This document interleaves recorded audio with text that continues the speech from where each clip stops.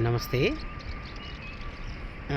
आज फेरि हामी राजनीतिक घटनाक्रमका पछिल्ला केही दिन अगाडिका घटनाहरूको विषयमा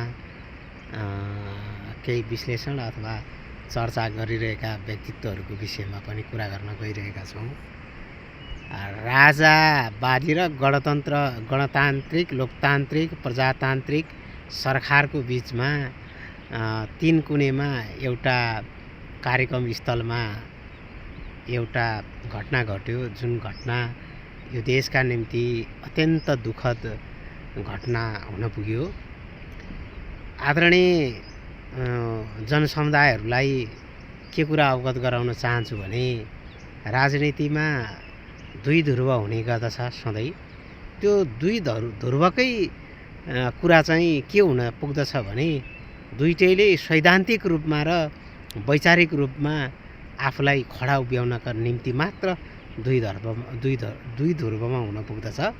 अन्यथा यदि राजनीतिक धर्मलाई निर्वाह नगर्ने हो भने, राजनीतिका नियमहरू सबैका निम्ति लागू नहुने हो भने त्यसलाई राजनीति भन्न मिल्दैन। त्यसलाई सिधै रूपमा चाहिँ अपराध र गुन्डागर्दी भन्नुपर्ने हुन्छ।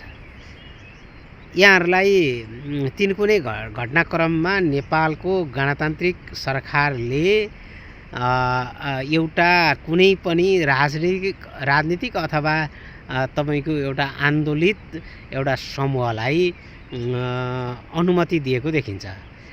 कार्यक्रम गर, त्यहाँ कार्यक्रम गर्न हुन्छ र कार्यक्रम अहिलेको संविधान अनुरूप, अहिलेको व्यवस्था अनुरूप तिमीहरूले गर्न पाउँछौ भनेर स्वीकृति दिन्छ।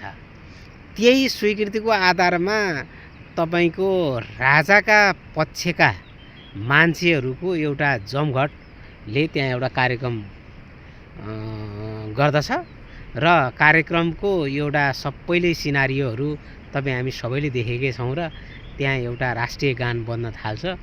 त्यही बिचमा चाहिँ असुर ग्यासको प्रहार हुन्छ। असुर ग्यास पक्कै पनि आन्दोलनकारीले त हान्दैन, हाने सरकारले हान्ने हो। अनि त्यो कुराहरूलाई चाहिँ तपाईँको हेर्दाखेरि सरकारले होइन, आन्दोलनकारीले एकदम धरपकड गर्यो, आन्दोलनकारीले नाजायज खालको चाहिँ दुर्व्यवहारहरू गर्न थाल्यो, राज्यका सम्पत्तिहरूमाथि चाहिँ धावा हुने कामहरू गरे। त्यस कारणले गर्दाखेरि चाहिँ हामीले चाहिँ उहाँहरूलाई ड्याङ्की ड्याङ असुर ग्यास हानेर गोली हानेर पड्काइदिउँ भन्ने खालको चाहिँ व्यवहारिक जवाफ दिन्छ।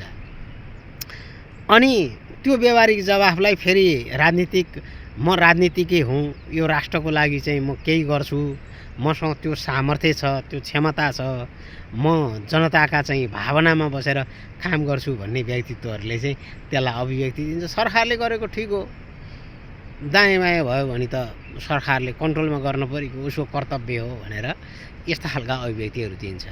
यो अभिव्यक्तिका क्रममा म आदरणीय नेपालका नेताहरूमा म सुनिल शर्माको अभिव्यक्ति, सुहाङ निवाङको अभिव्यक्ति, त्यसै गरी तपाईँको चन्द्र भण्डारीको अभिव्यक्तिमा म बिल्कुल सहमत छु। यो खालका अभिव्यक्तिहरू यी स्वतन्त्र छन्, यो राष्ट्रका निम्ति अत्यन्त उपयोगी छन्, दोस्रो पुस्ताका निम्ति र अन्यायमा पर्ने, अन्यायमा भएका व्यक्तित्वहरूका निम्ति अत्यन्त उपयोगी छन्।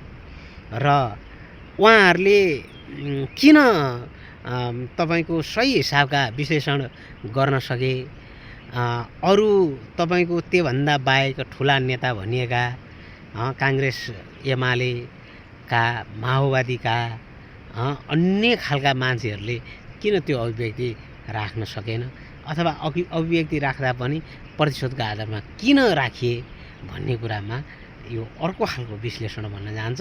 यो विश्लेषणलाई हेर्दा चाहिँ अरू मान्छेहरू नेताका पछाडि बसेर, आफूभन्दा ठुला सर्वमान्य नेताहरूका पछाडि बसेर आफू त्यसको मोहमा फसेर नाफाका निम्ति तपाईँको काम गर्नका निम्ति तयार भएको र सुनिल शर्मा, सुहाङ निमाङ, चन्द्र भण्डारी, अरू अन्य नेताहरू पनि छन् यसमा, मैले सबैको नाम अहिले लिन सकिनँ।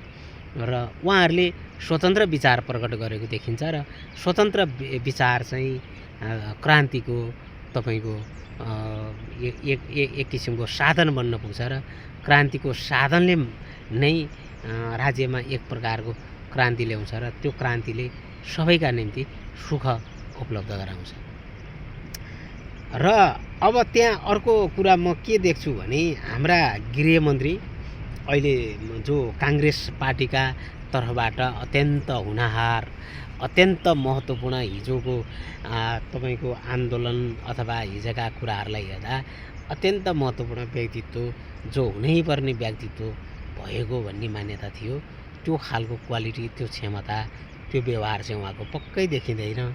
उहाँले कमसेकम त्यो गलत भयो गभर्मेन्टबाट अथवा हाम्रो संयन्त्रबाट हामीले त्यो चाहँदैनथ्यौँ, त्यो हुन पुग्यो, त्यसमा म दुखित छु, त्यो खालको अभिव्यक्ति पनि व्यवहारिक पक्षबाट तपाईँको आत्मामै साक्षी गरेर त्यो खालको व्यक्तित्व अभिव्यक्ति पनि कन्जुस्याइ गरिएको जस्तो देखिन्छ।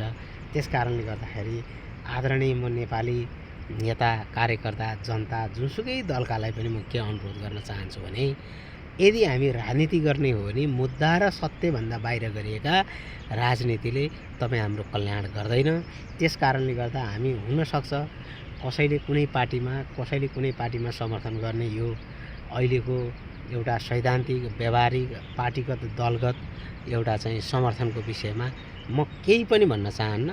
यो विषय गलत होइन, यो राम्रो छ र हाम्रा मान्छेले, हाम्रा नेताले, हामीभन्दा ठुलो मान्छेले पनि गलत गरेको छ भने त्यसलाई गलत भन्न सक्नुपर्छ र सही गरेको छ भने अर्को पार्टीका अरू व्यक्तित्वहरूले पनि सही गरेका कुरालाई हामीले सही भन्ने बानी बसाल्नुपर्छ। र हस्त, धन्यवाद।